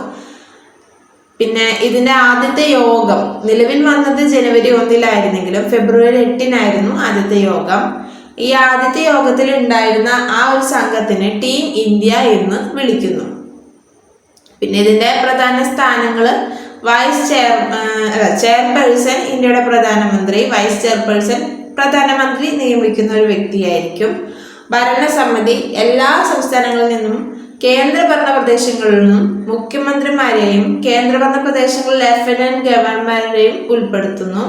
എക്സ് ഒഫീഷ്യോ അംഗങ്ങളാണ് പ്രധാനമന്ത്രി ഇതേപോലെ നാമനിർദ്ദേശം നൽകുന്ന 4 അംഗങ്ങൾ വരെ എക്സ് ഒഫീഷ്യോ അംഗങ്ങളാവാം. കേന്ദ്രമന്ത്രിമാരുടെ കൗൺസിലിൽ നിന്നുള്ളൊരു മന്ത്രി, പിന്നെ ചീഫ് എക്സിക്യൂട്ടീവ് ഓഫീസർ അഥവാ CEO, ഇതിനെ നിയമിക്കുന്നതും സർക്കാരിലെ മുതിർന്ന സെക്രട്ടറിമാരിൽ നിന്നും പ്രധാനമന്ത്രി നിയമിക്കുന്നു. ഇതുകൂടാതെ പ്രധാനമന്ത്രിക്ക് നാമനിർദ്ദേശം ചെയ്യാം പ്രത്യേക മേഖലകളിലെ വിദഗ്ധരെയും നമ്മുടെ പ്രത്യേക ക്ഷണിതാക്കളായിട്ട് നീതി ആയോഗിൽ ഉൾപ്പെടുത്താം. ഈ നീതി ആയോഗിന്റെ പ്രധാനപ്പെട്ട വ്യക്തികൾ നിലവിലുള്ളതും ആദ്യത്തെ നോക്കാം. ആദ്യത്തെ ചെയർപേഴ്സൺ നരേന്ദ്രമോദിയാണ്. നിലവിൽ ആരാന്ന് ചോദിച്ചാൽ അത് നരേന്ദ്രമോദിയാണ്. ആദ്യത്തെ വൈസ് ചെയർപേഴ്സൺ അരവിന്ദ് പനഗരിയാണ്. നിലവിലെ വൈസ് ചെയർപേഴ്സൺ സുമൻ കെ ബെറിയാണ്. ഈ നമ്മുടെ അരവിന്ദ് പനഗരിയെ പറ്റിയിട്ടും അതേപോലെ അമിതാഭ് കാന്തിനെ പറ്റിയിട്ടും അവരെഴുതിയ ബുക്സിൽ വെച്ചിട്ടൊരു ഷോർട്സ് ഞാൻ ചെയ്തിട്ടുണ്ട്, അത് നോക്കണേ. അപ്പം ആദ്യത്തെ vice chairperson Arvind Panagariya, vice chairperson ആയിരുന്നു അരവിന്ദ് പനഗരിയ. നിലവിലെ സുമൻ കെ ബെരി. ആദ്യ CEO സിന്ധുശ്രീ ഗുള്ളർ, രണ്ടാമത്തത് അമിതാഭ് കാന്ത്. ആദ്യത്തത് സിന്ധുശ്രീ ഗുള്ളർ, രണ്ടാമത്തത് അമിതാഭ് കാന്ത്. നിലവിലെ CEO BVR സുബ്രഹ്മണ്യം. ഈ പ്രധാന സവിശേഷതകൾ ഈ സ്റ്റേറ്റ്മെന്റ് ലെവലിലൊക്കെ വന്നുകൊണ്ട് വെറുതെ ഒന്ന് ഓടിച്ചൊക്കെ പറഞ്ഞു നോക്കാം. ചിലതൊക്കെ ഇങ്ങനെ ഇത്തിരി വൈഡായിട്ട് വായിച്ചേ പറ്റൂ. അങ്ങനത്തെ ഒരു സംഭവമാണ് നീതി ആയോഗ്. അതിൻ്റെ ഷോർട്ട് ക്വസ്റ്റ്യൻസ് ചോദിക്കുന്നേക്കാൾ കൂടുതൽ വൈഡായിട്ടാണ് ചോദിക്കാറുള്ളത്. അപ്പം സംസ്ഥാനങ്ങൾക്കിടയിൽ സഹകരണ ഫെഡറലിസവും സഹകരണവും പ്രോത്സാഹിപ്പിക്കുക എന്നതാണ് ആദ്യത്തെ പ്രധാന ലക്ഷ്യം. സാമ്പത്തിക പുരോഗതിയിൽ നിന്ന് പ്രചോദനം ലഭിച്ചിട്ടില്ലാത്ത സമൂഹത്തിലെ പാർശ്വവൽക്കരിക്കപ്പെട്ട വിഭാഗങ്ങളിലേക്ക് എത്തിച്ചേരുന്നതിനും ഉൾക്കൊള്ളുന്ന വളർച്ചയിലും ശ്രദ്ധ കേന്ദ്രീകരിച്ചു. അപ്പം പാർശ്വവൽക്കരിക്കപ്പെട്ട വിഭാഗങ്ങളിലേക്ക് അവരുടെ വളർച്ചയും അവരെ ഉൾക്കൊള്ളുന്ന വളർച്ചയും ശ്രദ്ധ കേന്ദ്രീകരിച്ചു. പിന്നെ ദേശീയ അന്തർദേശീയ ചിന്താ ടാങ്കുകളും പങ്കാളികളും തമ്മിലുള്ള പങ്കാളിത്തം കെട്ടിപ്പടുക്കുകയും സഹകരണം പ്രോത്സാഹിപ്പിക്കുകയും ചെയ്തു. അപ്പം ദേശീയ അന്തർദേശീയ, അതായത് നമ്മുടെ ചിന്ത ടാങ്ക് കൊണ്ട് ഉദ്ദേശിക്കുന്നത് നമ്മുടെ ഐഡിയ വെച്ചിട്ടാണ് നമ്മുടെ നീതി ആയോഗ് പുതിയ പുതിയ ഇന്നോവേഷൻസ് കാര്യങ്ങളൊക്കെ കൊണ്ടുവരിക, അതിനെ പ്രോത്സാഹിപ്പിക്കുക. അതാണ് ചിന്ത ടാങ്ക് കൊണ്ട് ഉദ്ദേശിക്കുന്നത്. അപ്പം ഈ ദേശീയ അന്തർദേശീയ ചിന്ത ടാങ്കുകളും പങ്കാളികളും തമ്മിലുള്ള പങ്കാളിത്തം കെട്ടിപ്പടുക്കുകയും സഹകരണം പ്രോത്സാഹിപ്പിക്കുകയും ചെയ്തു. പ്രധാന പങ്കാളികൾ, ഗവേഷണ സ്ഥാപനങ്ങൾ, അന്താരാഷ്ട്ര വിദഗ്ധർ എന്നിവയിലേക്ക് മാർഗനിർദ്ദേശങ്ങൾ നൽകുകയും സഹകരണം വളർത്തുകയും ചെയ്തു. അറിവ്, സഹകരണം, സംരംഭകത്വ പിന്തുണ സംവിധാനങ്ങളൊക്കെ, സുസ്ഥിര വികസനം, നല്ല ഭരണം എന്നിവ ഉറപ്പാക്കുന്ന നയങ്ങളും പരിപാടികളും, സംസ്ഥാനങ്ങളുടെ സജീവ പങ്കാളിത്തം. സംസ്ഥാനങ്ങൾക്ക് പ്രാധാന്യമുണ്ട് എന്നുള്ളത് ഓർക്കുക. കാരണം ഇതിൽ മെമ്പേഴ്സ് തന്നെ മുഖ്യമന്ത്രിമാരും നമ്മുടെ ലഫ്റ്റനന്റ് ഗവർണറും ഒക്കെയാണ്. അപ്പോൾ അതുകൊണ്ട് തന്നെ സംസ്ഥാനങ്ങളുടെ, അതായത് താഴെ തട്ടിൽ നിന്നും മുകളിലേക്ക് ആണല്ലോ. അപ്പം അവരുടെ വികസനം, മുൻഗണനകൾ, മേഖല, തന്ത്രങ്ങൾ എന്നിവ പങ്കിട്ട കാഴ്ചപ്പാട് വികസിപ്പിക്കുക. ശക്തമായ സംസ്ഥാനങ്ങൾ ശക്തമായ രാഷ്ട്രമാകുന്നതെന്ന് തിരിച്ചറിഞ്ഞുകൊണ്ട് നീതി ആയോഗ് സംസ്ഥാനങ്ങളുമായി സഹകരിച്ച് ഘടനാപരമായിട്ടുള്ള പിന്തുണ, മുൻകൈകളും സംവിധാനങ്ങളും വഴി സഹകരണ ഫെഡറലിസത്തിന്, സഹകരണ ഫെഡറലിസം എന്ന വാക്ക് ഇങ്ങനെ എന്താണ് ഇതിലിങ്ങനെ മുഴച്ചു നിൽക്കുന്നുണ്ട്, അത് ഒന്ന് ശ്രദ്ധിച്ചേക്കാം. അടിസ്ഥാന തലത്തിൽ വിശ്വസനീയമായ പരിപാടികൾ രൂപകൽപ്പന ചെയ്യുന്നതിനും ഉയർന്ന തലത്തിലേക്ക് ഭരണത്തിലേക്ക് ക്രമേണ അവയെ സംയോജിപ്പിക്കാനുള്ള സംവിധാനവും വികസിപ്പിക്കുക. പിന്നെ സാമ്പത്തിക തന്ത്രങ്ങളും നയങ്ങളും ദേശീയ സുരക്ഷാ താല്പര്യങ്ങൾ ഉൾപ്പെടുത്തിയിട്ടുണ്ടെന്ന് ഉറപ്പാക്കുന്നു. അതായത് ഇങ്ങനെ ചെയ്ത് നമ്മൾ പുറത്തേക്കും കണക്ഷനൊക്കെ പോകുന്നുണ്ടല്ലോ, അപ്പം ദേശീയ സുരക്ഷാ താല്പര്യങ്ങൾ ഉറപ്പാക്കുന്നു. പിന്നെ സാമ്പത്തിക പുരോഗതിയിൽ പ്രയോജനം ലഭിക്കാത്ത സാമൂഹ്യ വിഭജന പദ്ധതികളൊക്കെ വരുമ്പോൾ ചില PWS പോലെയൊക്കെയുള്ള ചില കാറ്റഗറി, അതായത് അവർ സാമ്പത്തികമായിട്ട് പിന്നാക്കം നിൽക്കുന്ന കാറ്റഗറിക്കാർക്ക് ചിലപ്പോൾ ഇതിൽ മുമ്പോട്ട് വരാൻ പറ്റാത്ത ആൾക്കാർക്ക് അവരെ കൂടി ഉൾപ്പെടുത്തിയിട്ട് അവരുടെ കൂടെ വളർച്ചയ്ക്ക് പ്രാധാന്യം നൽകി തന്ത്രപരവും ദീർഘകാലമായിട്ടുള്ള നയങ്ങൾ, പരിപാടികൾ, അപ്പോൾ ദീർഘകാലകാലമായിട്ടുള്ള നയങ്ങൾ, പരിപാടികളും സംരംഭങ്ങൾ ഇതൊക്കെ രൂപകൽപ്പന ചെയ്തു. പിന്നെ നിരീക്ഷണത്തിൽ നിന്നും ഫീഡ്ബാക്കിൽ നിന്നും പഠിച്ച പാഠങ്ങൾ ഉപയോഗിച്ച് ആവശ്യമുള്ളപ്പോൾ അതിൽ തിരുത്തലുകൾ ഉൾപ്പെടുത്തിയിട്ട് മെച്ചപ്പെടുത്തി. പ്രധാന പങ്കാളികൾ ദേശീയ അന്തർദേശീയ ചിന്താധാരകൾ, വിദ്യാഭ്യാസ, നയ, ഗവേഷണ സ്ഥാപനങ്ങൾ എന്നിവയ്ക്കിടയിൽ മാർഗനിർദ്ദേശം നൽകുകയും സഹകരണം പ്രോത്സാഹിപ്പിക്കുകയും ചെയ്തു. അപ്പോൾ തിങ്ക് ടാങ്കാണെന്ന് പറഞ്ഞു. അപ്പോൾ അതിന് വേണ്ടിയിട്ട് ദേശീയ അന്തർദേശീയ ചിന്താധാരകൾ, വിദ്യാഭ്യാസ, നയ, ഗവേഷണ സ്ഥാപനങ്ങൾ എന്നിവയ്ക്കിടയിൽ ഒരു കൊടുക്കൽ വാങ്ങൽ, ആ സഹകരണം പ്രോത്സാഹിപ്പിച്ചു. അറിവ് ശേഖരിക്കുന്നതിനോടൊപ്പം അതിനെ നവീകരിക്കുകയും പിന്നെ സംരംഭക പിന്തുണ സംവിധാനങ്ങളൊക്കെ വളർത്തിയെടുക്കുകയും ദേശീയ അന്തർദേശീയ വിദഗ്ധർ, പ്രാക്ടീഷ്യൻസ്, പിന്നെ മറ്റു പങ്കാളികൾ എന്നിവരുടെ നേതൃത്വത്തിൽ ഒരു സഹകരണ ശൃംഖല സൃഷ്ടിക്കുക. പറയണ തന്നെ പിന്നെ പറയണത് ചില ടീമുകൾ മാത്രം മാറുന്നുള്ളൂ. പിന്നെ വികസന അജണ്ട നടപ്പിലാക്കുന്നതിന് ത്വരിതപ്പെടുത്തുന്നതിനും മേഖല വകുപ്പ് അടിസ്ഥാനത്തിലുള്ള പ്രശ്നങ്ങൾ പരിഹരിക്കുന്നതിനുമുള്ള ഒരു വേദി നൽകുക.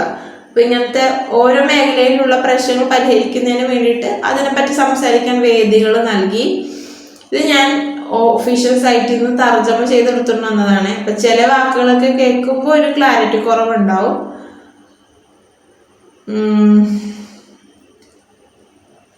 പിന്നെന്താ ഇതിൽ പറയുന്നേ,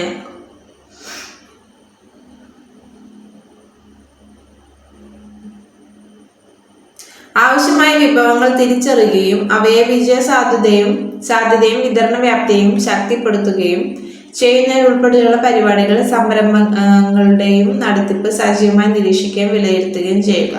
അപ്പൊ എന്താണ് നമ്മുടെ ഇപ്പൊ മാർക്കറ്റിൽ ഡിമാൻഡ് ചെയ്യുന്നത് തിരിച്ചറിഞ്ഞിട്ട് അത് വിജയിക്കോ എന്നൊക്കെ സാധ്യതകളൊക്കെ കണ്ടെത്തിയിട്ട് വിതരണ വ്യാപ്തിയും കണ്ടെത്തിയിട്ട് അതിനെ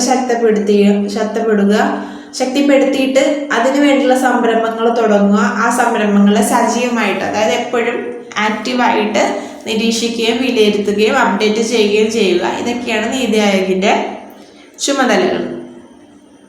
ഇനി പ്രത്യേക ക്ഷണിതാക്കളാണ് നിതിൻ ഗഡ്കരി, പീയൂഷ് ഗോയൽ, വീരേന്ദ്ര കുമാർ, അശ്വിനി വൈഷ്ണവ്, രാവു ഇന്ദ്രജിത് സിംഗ്. നിതിൻ ഗഡ്കരി, പീയൂഷ് ഗോയൽ, വീരേന്ദ്ര കുമാർ, അശ്വിനി വൈഷ്ണവ്, രാവു ഇന്ദ്രജിത് സിംഗ്. ഇനി മുഴുവൻ സമയ അംഗങ്ങളാണ് VK സരസ്വത്. ഇപ്പൊ നിലവിലുള്ള കാര്യങ്ങളാണ് ഈ പറയുന്നത്. VK Saraswat, Ramesh Chand, VK Paul, Arvind Virmani. അപ്പോൾ ഇത് ഓരോരുത്തരെന്താ നോക്കാം. VK സരസ്വത് മുൻ DRDO മേധാവിയായിരുന്നു. VK സരസ്വത് മുൻ DRDO മേധാവി. രമേശ് ചന്ദ് കാർഷിക വിദഗ്ധൻ. VK പോള് പൊതുജനാരോഗ്യ വിദഗ്ധൻ. അരവിന്ദ് വീർമണി സാമ്പത്തിക ശാസ്ത്രജ്ഞനായിരുന്നു. നീതി ആയോഗിന്റെ പ്രധാന പ്രവർത്തന മേഖലകൾ നയവും പരിപാടിയും രൂപകൽപ്പന ചെയ്യുകയും കോർപ്പറേറ്റ് ഫെഡറലിസം, നിരീക്ഷണവും വിലയിരുത്തലും, തിങ്ക് ടാങ്ക് അല്ലെങ്കിൽ നോളജ് ആൻഡ് ഇന്നോവേഷൻ ഹബ്ബ്. പറഞ്ഞ പിന്നെ പറയണം. ഇനി അടുത്തത് ഈ നീതി ആയോഗിന്റെ അനന്തരഫലമായിട്ട് കൊണ്ടുവന്ന കുറച്ച് സംരംഭങ്ങൾ നമുക്ക് നോക്കാം. അടുത്തത് ആദ്യത്തെ ആസ്പിരേഷണൽ ഡിസ്ട്രിക്ട് പ്രോഗ്രാം ADP. ഈ ADP 2018 ജനുവരിയിൽ വന്നതാണ്. ഇന്ത്യയിലുടനീളം 112 അവികസിത ജില്ലകളെ ലക്ഷ്യമിടുന്നു. ആരോഗ്യം, പോഷകാഹാരം, വിദ്യാഭ്യാസം, കൃഷി, ജലസ്രോതസ്സുകൾ, സാമ്പത്തിക ഉൾപ്പെടുത്തൽ, അടിസ്ഥാന സൗകര്യങ്ങൾ എന്നീ 5 പ്രധാന മേഖലയിൽ ശ്രദ്ധ കേന്ദ്രീകരിക്കുന്നു. ചാമ്പ്യൻസ് ഓഫ് ചേഞ്ച് ഡാഷ്ബോർഡ് വഴി തത്സമയ ഡാറ്റ ട്രാക്കിംഗ് സുതാര്യത ഉറപ്പുവരുത്തുന്നു.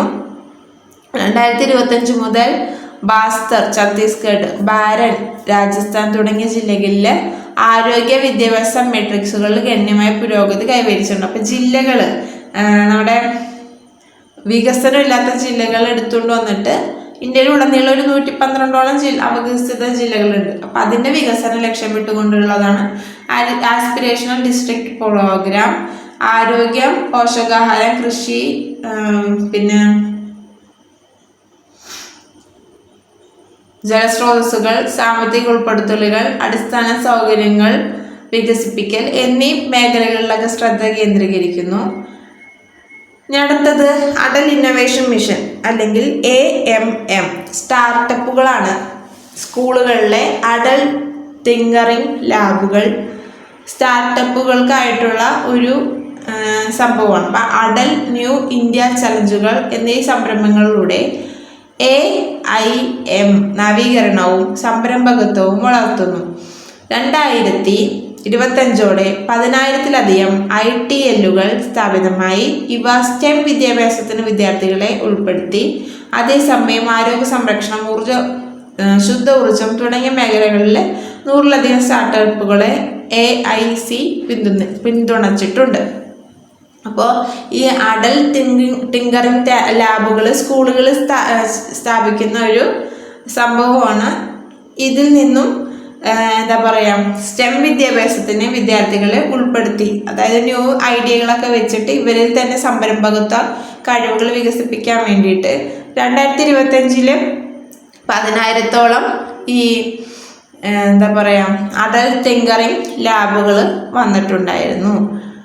പിന്നെ ഡിജിറ്റൽ ഇന്ത്യ പിന്തുണ. ഡിജിറ്റൽ അടിസ്ഥാന സൗകര്യങ്ങൾ പേയ്മെൻറ്റുകൾ പ്രോത്സാഹിപ്പിക്കുന്നതിനായിട്ട് NITI ആയോഗ്